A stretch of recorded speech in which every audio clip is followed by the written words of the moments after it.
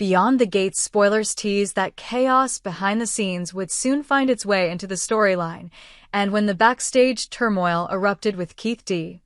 Robinson's explosive behavior, the ripple effects were destined to transform the fate of a major character.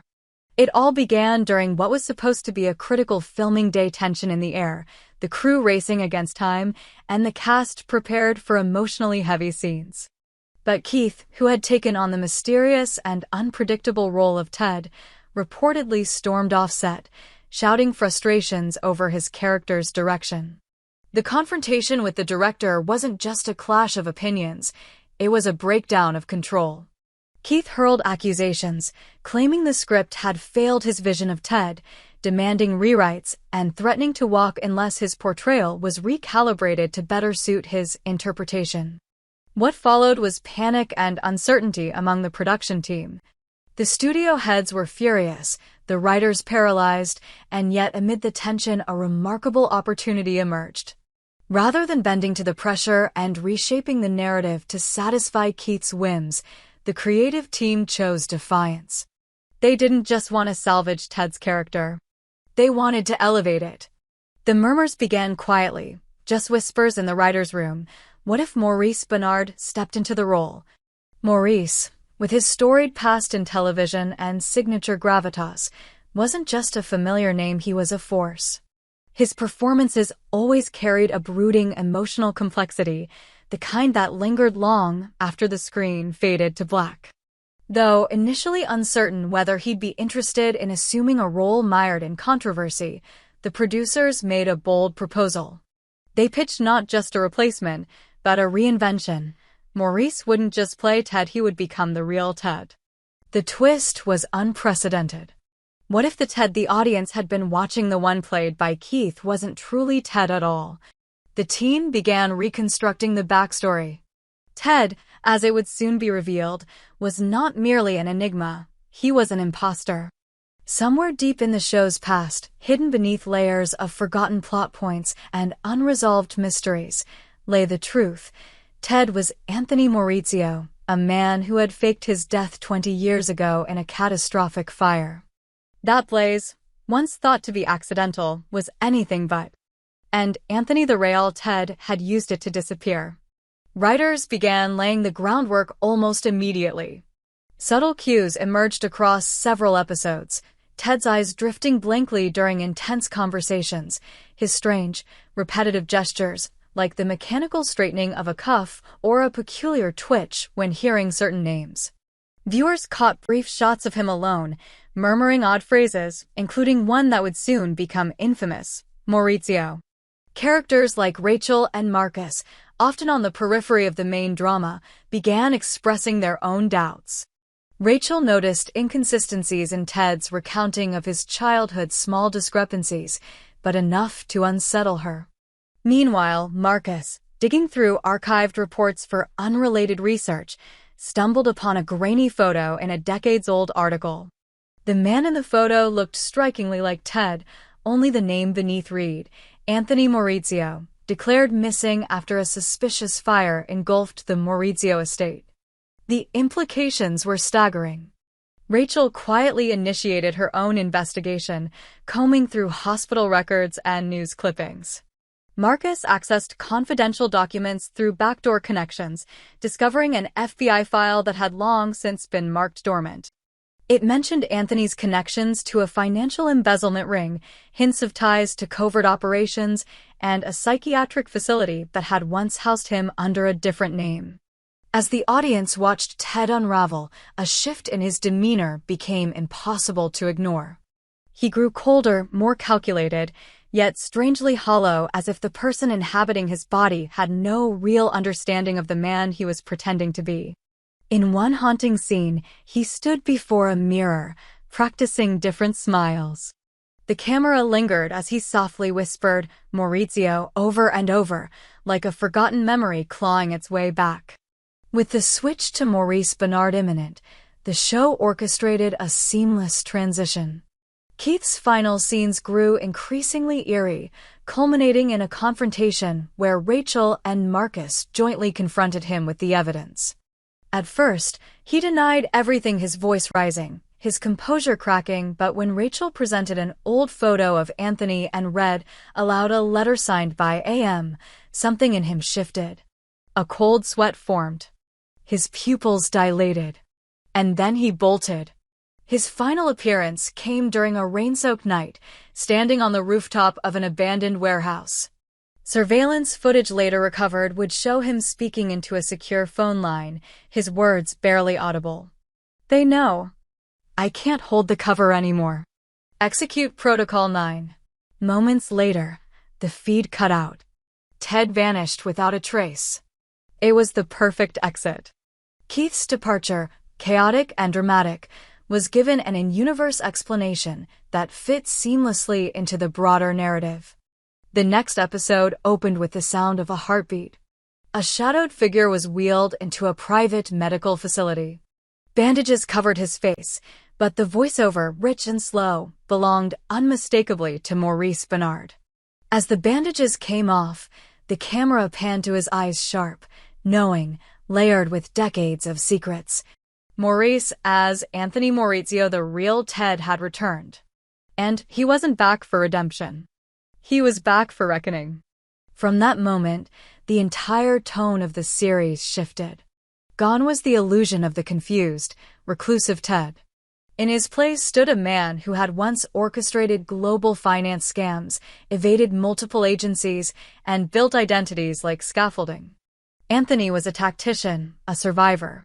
His mission, to reclaim the empire that was stolen from him by those who thought he had died. But it wasn't just his enemies who would feel the impact of his return. Rachel, who had once loved Ted, now faced the crushing truth that she had never known him. Her heartbreak turned to obsession, her need for answers dragging her deeper into the world Anthony came from. Marcus, once a casual observer, now became a target. He had seen too much. Meanwhile, a secret organization hinted at in past seasons, but never named, now emerged from the shadows.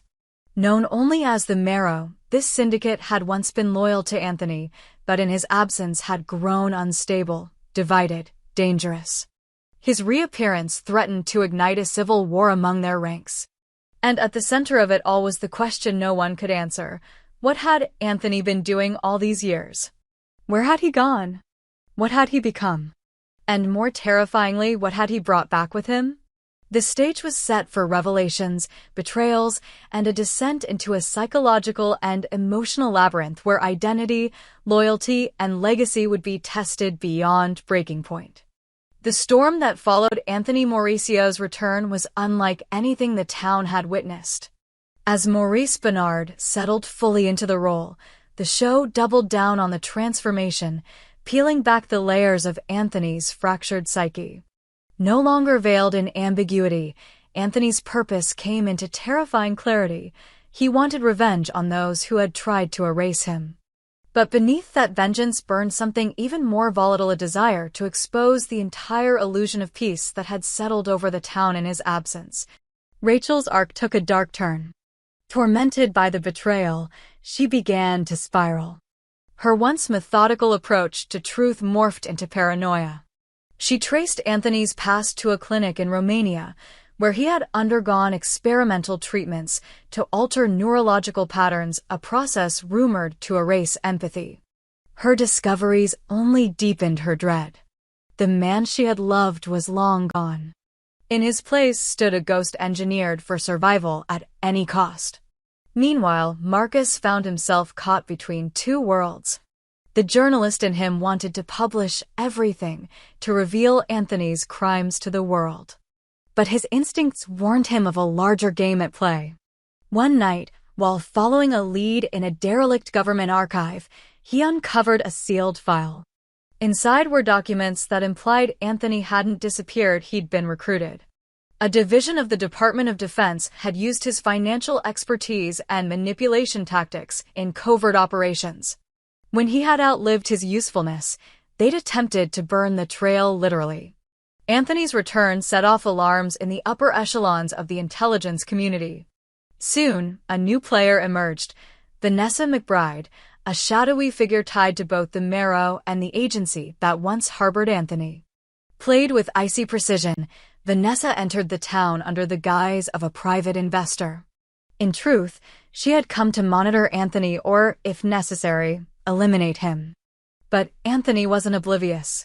He began manipulating local institutions, the hospital, the university board, the mayor's office, installing loyalists, blackmailing skeptics, and quietly building a network of influence. He knew the Marrow would resist his return. He also knew they would underestimate him.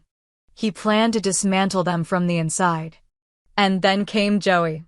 A slick, charismatic entrepreneur with connections to both criminal networks and legitimate business empires. Joey posed as a potential ally. But Anthony saw through him immediately. Rather than reject him, Anthony invited him in, crafting a dangerous alliance meant to test Joey's loyalty. Together, they staged a high-stakes financial ruse involving shell corporations, offshore accounts, and an art smuggling ring meant to funnel illicit funds back into the Marrow's accounts, all while exposing its most treacherous operatives. Back at the clinic, Rachel discovered something that shattered her world once more: a recording of Anthony undergoing a hypnosis session. In it, he spoke not only as Anthony but in fragments of other identities. It suggested a form of dissociative identity disorder, likely triggered by years of manipulation and trauma. Anthony wasn't just playing a role; he might not even know who he truly was anymore. The implications were staggering. Was Anthony's vendetta the product of revenge or of fractured programming? And if so, who had programmed him? Vanessa, sensing the chaos growing beyond her control, tried to pull the plug. She orchestrated a car bombing meant to eliminate Anthony once and for all. But the explosion missed its mark barely. The next day, she received a package. Inside was the charred license plate from the car she'd sabotaged. No note. No blood. Just the warning: I see you. Now, the war escalated. Marcus, torn between exposing the truth and protecting those Anthony still cared for, made a deal with Rachel. They would work together not to defeat Anthony, but to save what was left of the man within. But they would need help. And help arrived in the form of Dr. Helena Cormack, a former neurosurgeon turned hacker who once led a rogue experiment in consciousness mapping. Helena had known Anthony back when he was first taken in by the agency. She had tried to warn him then. Now, she returned to undo the damage she had helped cause. As Rachel, Marcus, and Helena navigated the minefield of secrets, Joey and Anthony launched the final phase of their plan. A masquerade gala, hosted at the newly restored Maurice estate, would serve as the battleground.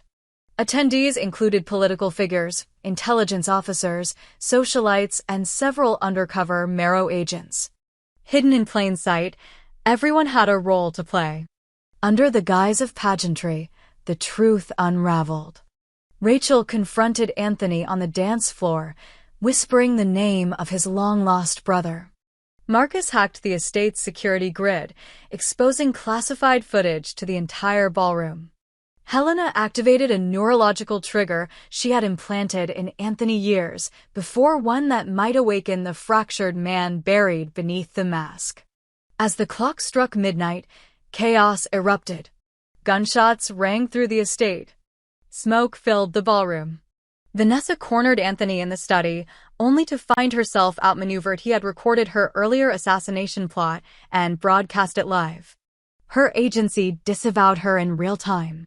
And in the center of it all stood Anthony, or whatever was left of him, bleeding, grinning, triumphant. But the war wasn't over. It had only begun. For as Anthony looked into the cracked mirror above the fireplace, a single phrase escaped his lips, barely audible over the sirens outside: Protocol 9 isn't the end. It's the key. What came next would shake everything to its core. The silence that followed the chaos at the Maurizio estate was heavy, almost reverent, as if the town itself held its breath, uncertain what had just happened or what would happen next. The masquerade had shattered illusions, stripped the players bare, and forced every hidden hand into the light. But what no one realized was that the night had not ended anything, it had only unlocked the next stage of the game. Anthony, or what remained of him, disappeared after the gala. Bleeding from a shoulder wound, seen last in the east wing of the estate, he vanished into the night before emergency teams could secure the perimeter. Helena, shaken but resolute, stayed behind. She warned Rachel and Marcus that the neurological trigger she had used might have only partially succeeded. She had tried to awaken the real Anthony the man before the agency, before the conditioning, but she could not guarantee who or what had taken control in the aftermath. Rachel returned to the clinic, obsessed now not with saving Anthony, but with decoding him. She combed through old tapes, pulled genetic samples, and began mapping his neurological data against known profiles used in covert operant conditioning programs. What she found disturbed her. Anthony's programming wasn't government issue. It had been augmented by a private contractor and anonymous group known only as Division Halcyon, rumored to specialize in experimental psychic suppression and artificial identity construction.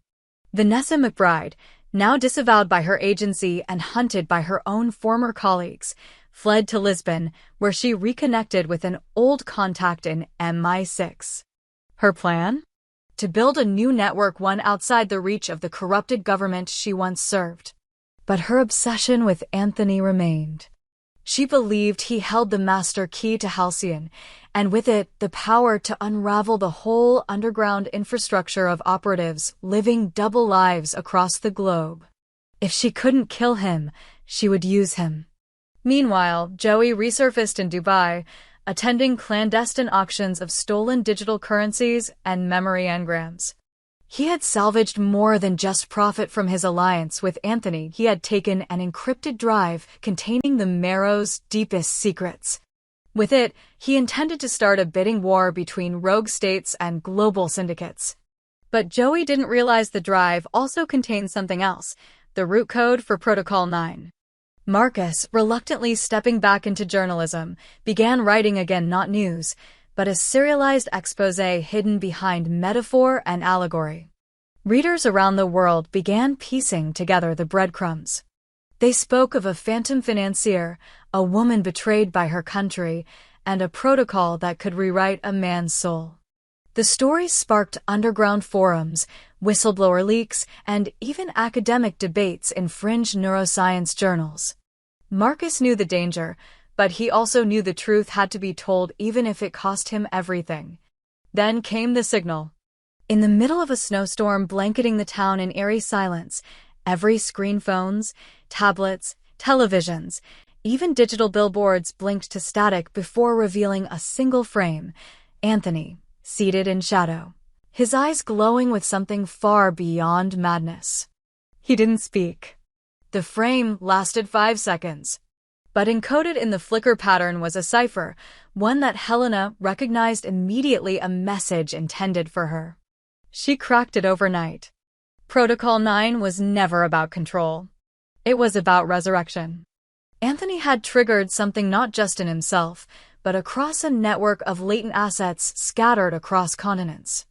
Individuals who had been unknowingly implanted with synthetic memories, false identities, backup personalities. The gala had not been a climax, it had been a signal to activate them. The world was now on the edge of a new war, not of nations, but of narratives. Rachel realized too late that her attempts to decode Anthony had accelerated the program. Her neural data analysis had created a feedback loop, stabilizing the protocol and allowing Anthony to overwrite his fractured self with a composite intelligence equal parts survivor, avenger, and architect. Anthony no longer sought vengeance. He sought evolution.